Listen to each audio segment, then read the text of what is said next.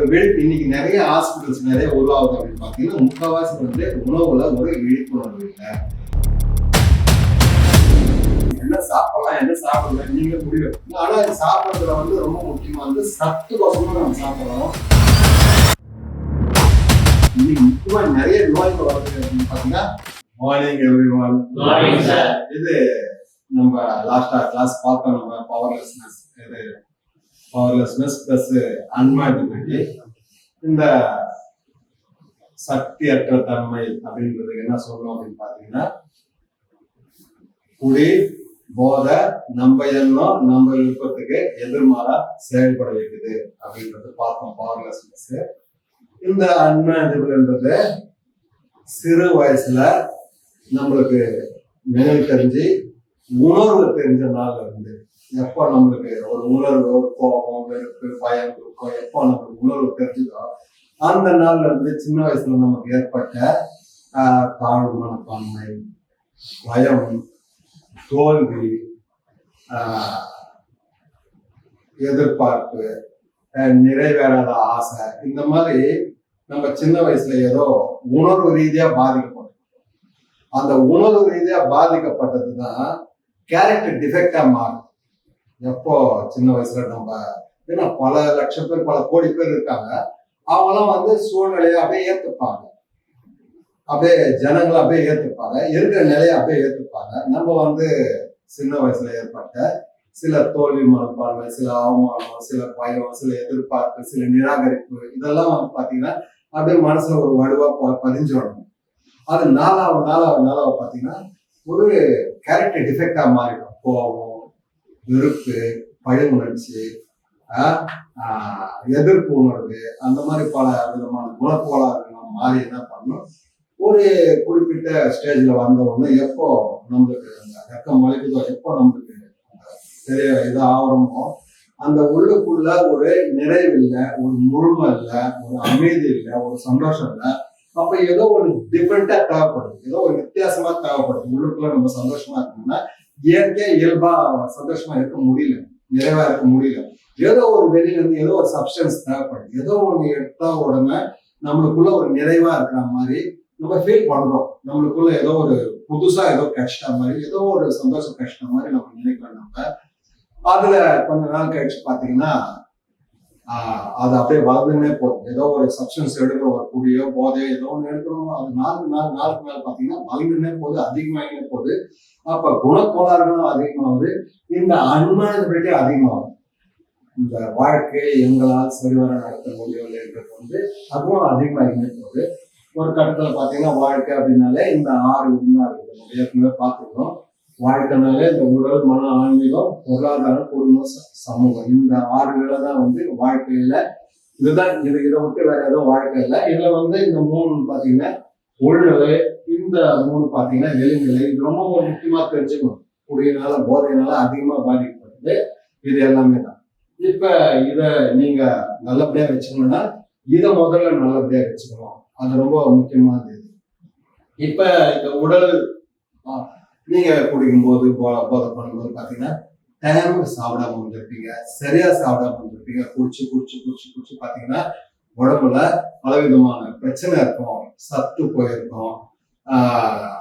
சில பேருக்கு மஞ்சகாமம் வரும், சில பேருக்கு சுகர் வரும், சில பேருக்கு அல்சர் வந்திருக்கும். நிறைய நீங்க நல்லா யோசித்து பாத்தீங்கன்னா அவங்க கூட குடிச்சுமையான்னு இருப்பாங்க, விடுதுன்னு பாத்தீங்கன்னா இறந்துருவாங்க, போஸ்டர்ல வந்து பார்த்துருக்கீங்க அந்த மாதிரி.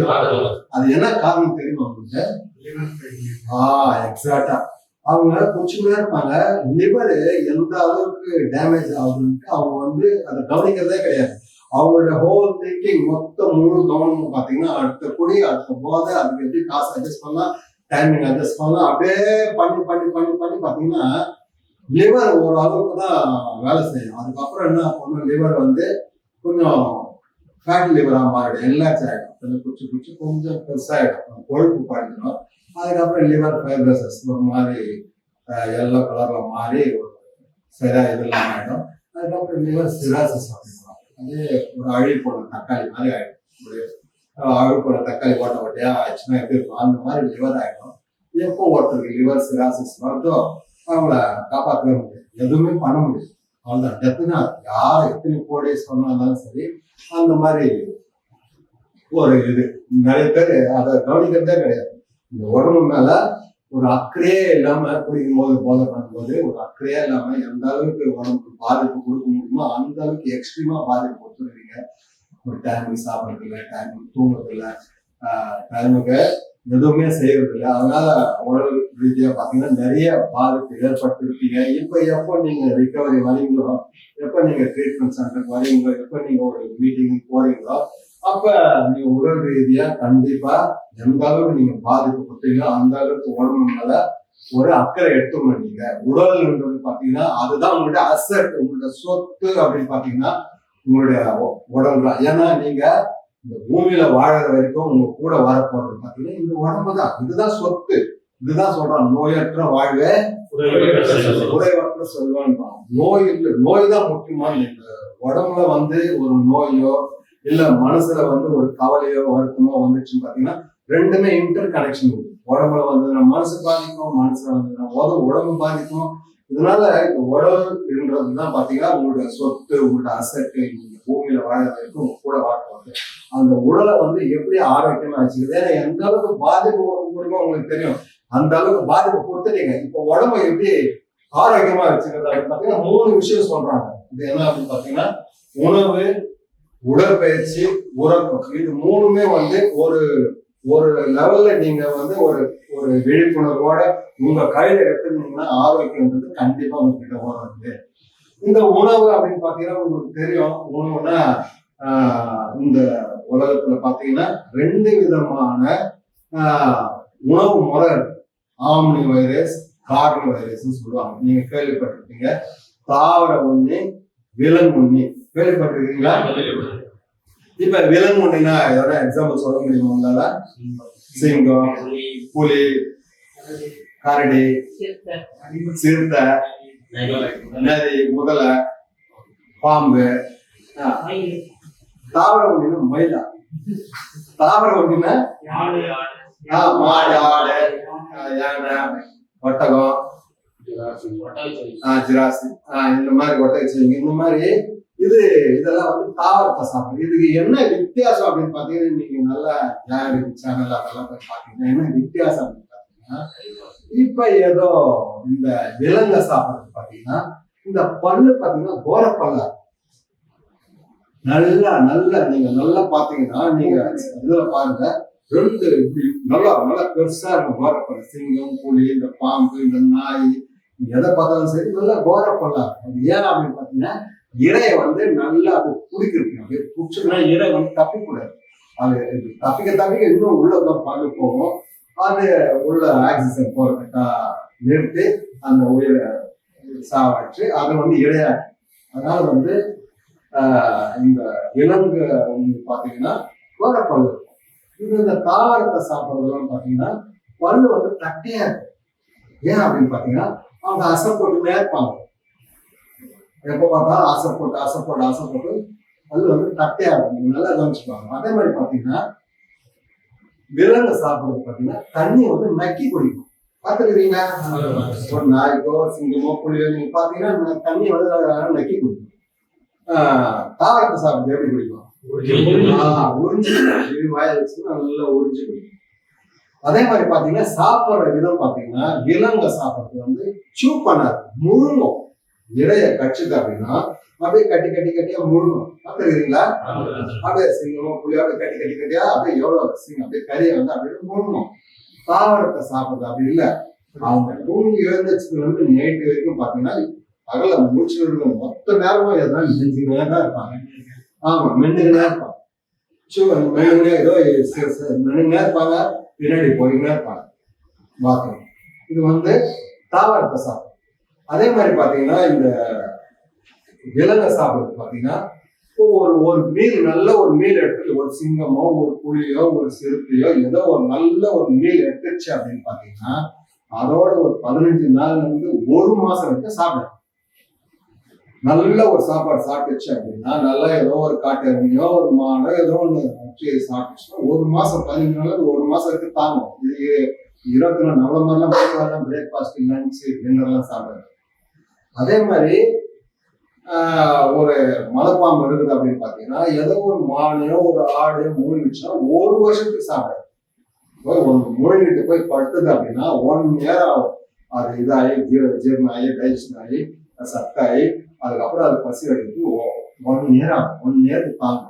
அதனால அவங்க சாப்பிட்ற விதம் வேற, இவங்க சாப்பிட்ற விதம் வேற. இப்ப அதே மாதிரி பாத்தீங்கன்னா அந்த விலங்க சாப்பிட்றதுடைய அந்த குடல் வளையம் பாத்தீங்கன்னா அதோட ஹைட்ல இருந்து ஒரு 7 மடங்கு. இது இந்த ஹைட் இருக்குன்னா அதனுடைய சிறு குடல் பெருகுடல் எல்லாம். அதே மாதிரி விலங்க தாவரத்தை சாப்பிட்றது பாத்தீங்கன்னா அதை விட அதிகமா இருக்கும். ஒரு 20 மடங்கு மேல இருக்கும் அந்த சிறு குடல் பெருகுடல் எல்லாம். இப்ப சாப்பிட்றது எதுக்கோசம்? உயிர் வாழ்க்கோசம், எனர்ஜி கோசம். கரெக்டா சொன்னீங்க. எனர்ஜி சக்தி கோசம் தான் சாப்பிடுறது. இப்ப சில பேர் சாப்பிட்றாங்க, ஒன்னும் ஒரு டைம் எடுத்து டைஜஷன் ஆகும். நீங்க ஒரு பச்சை கறி நீங்க சாப்பிட்டீங்க அப்படின்னு பாத்தீங்கன்னா ஒரு 72 மணி நேரம் எடுக்கும் அது ஜீரணம் ஆகும். ஒரு குப்பான கறி சாப்பிட்றீங்கன்னா ஒரு 48 மணி நேரம் எடுக்கும் அது ஜீரணம் ஆகி டைஜஷன் ஆகி அது சத்தாகி அது வெளியில வரது. ஏன்னா உணவு வெளியில வரணும். அதே மாதிரி பாத்தீங்கன்னா ஒரு குக் பண்ண ஒரு சாப்பாடு சாப்பிட்றீங்க அப்படின்னா ஒரு 4 மணி நேரம் 4.5 மணி நேரம் ஆகும் அது டைஜஷன் ஆகுது.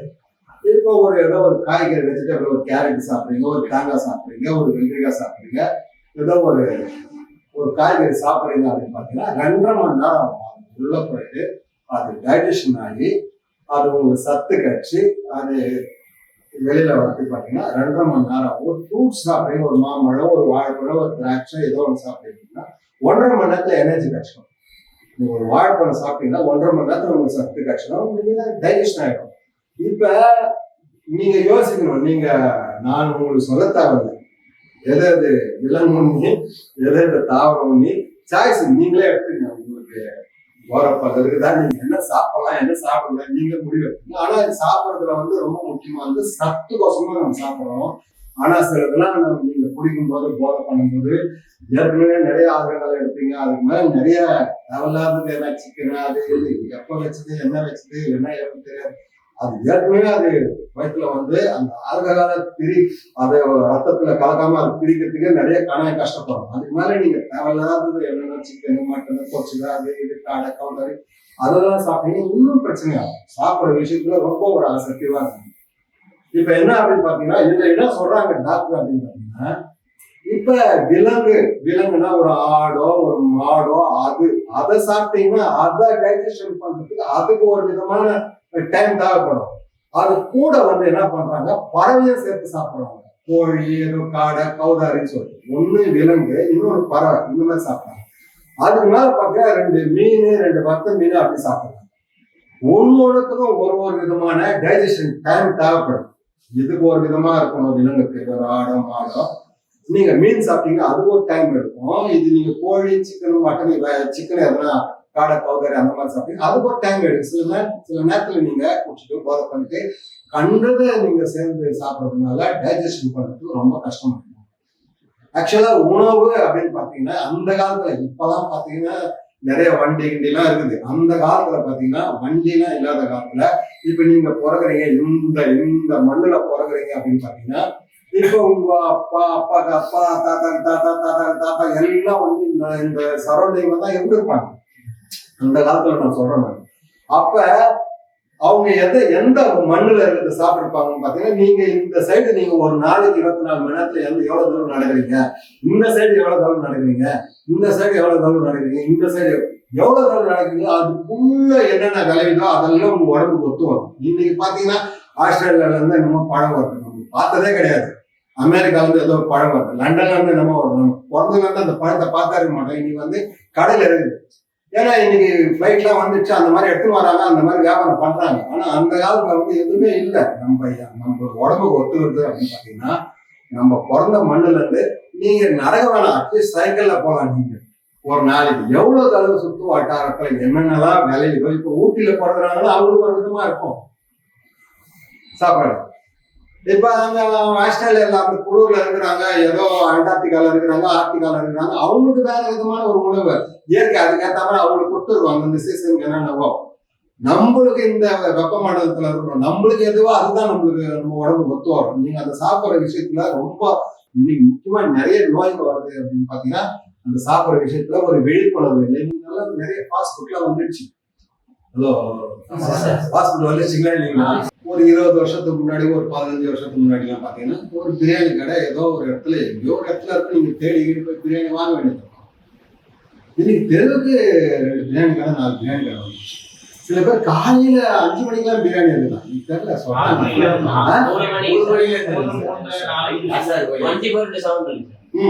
அந்த மாதிரி ஒரு காலையில 5 மணிக்கு வெளியில போனோம், அந்த நேரத்துல பிரியாணி உள்ள இறங்குறாங்க அப்படின்னா அது என்ன ஃபுட் கான்சியஸ்னா பிரியாணி சொல்லிட்டு 4 மணிக்கெல்லாம் ஸ்டார்ட்.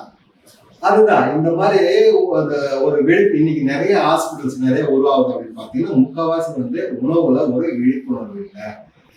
அதே மாதிரி நிறைய பாக்கெட்டு நிறைய உங்களுக்கு தெரியவங்களுக்கு நிறைய பாக்கெட்லாம் வந்துச்சு, அந்த ஜங்க் ஃபுட் எல்லாம் நிறைய வந்துச்சு. இதெல்லாம் பாத்தீங்கன்னா உடம்ப பாதிக்கிறது தான். இது நீங்க சாப்பிட்ற விஷயத்துல கொஞ்சம் விழிப்புணர்வா இருக்கும். சாப்பிட்ற விஷயத்துல எப்படின்னு பாத்தீங்கன்னா அட்லீஸ்ட் நீங்க சாப்பிட்றீங்க, ஒரு மீல் எடுக்கிறீங்க அப்படின்னு பாத்தீங்கன்னா அதுல மினிமம் ஒரு 40% அன்குக்டு ஃபுட், அதாவது குக் பண்ணாதது ஒரு சாப்பிடணும். நீங்க கண்டிப்பா ஒரு ஃப்ரூட்ஸ் எடுத்துக்கணும் நீங்க கண்டிப்பா. ஏன்னா நீங்க உடம்பு பாதிக்கிறதுக்கு என்னென்னமோ எவ்வளவு செலவு பண்ணி என்னமோ, ஆனா உடம்பு நல்லா கண்டிப்பா ஒரு பழம் எடுத்துக்கணும், ஏதோ ஒரு வெஜிடபிள் எடுத்துக்கணும், ஏதோ ஒரு நட்ஸ் எடுத்துக்கணும். நீங்க என்னோட சஜஷன் என்ன அப்படின்னு பாத்தீங்கன்னா கொஞ்சம் அந்த பச்சை வேர்க்கடலை ஒரு 8 மணி நேரம் ஊற வைங்க. ஒரு 4 பாதாம் போட்டுங்க, ஒரு 4 or 5 பாதாமோ நைட்டு படுக்கும்போது சும்மா இவ்வளவு வேர்க்கடலை பச்சை வேர்க்கடலை தண்ணியில போட்டுருங்க. ஒரு 4-5 பாதாம் அந்த தண்ணியில போட்டுருங்க. 8 மணி நேரம் நைட்டு படுக்கும் போது போட்டீங்கன்னா காலையில எழுந்துச்சிங்கன்னா அதுல இருக்கிற அந்த பித்தெல்லாம் போயிடும், அந்த வேர்க்கடலையில இருக்கிற பித்தெல்லாம் போயிடும். அதுக்கப்புறம் அந்த பாதாம் நீங்க உரிச்சிட்டு அந்த வேர்க்கடலை அந்த பாதாம் சாப்பிட்டீங்கன்னா அவ்வளவு உடம்புக்கு நல்லது. கொஞ்சம் ஃப்ரூட்ஸ் எடுத்துக்கணும் கண்டிப்பா. சீசனுக்கு எந்த ஃப்ரூட் வருதோ கண்டிப்பா அதை எடுக்கணும். கொஞ்சம் வெஜிடபிள் ஏதோ ஒரு கேரட்டோ இல்லை ஒரு முள்ளங்கியோ இல்லை ஒரு குக்கும்பர்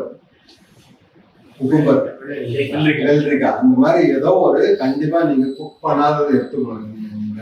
அதுக்கப்புறம் இது கண்டிப்பா ஏன்னா அது உயிர் சத்து இருக்குது, அது குக் பண்ணல, உயிர் சத்து இருக்கிறதுனால உடம்புக்கு ரொம்ப நல்லது.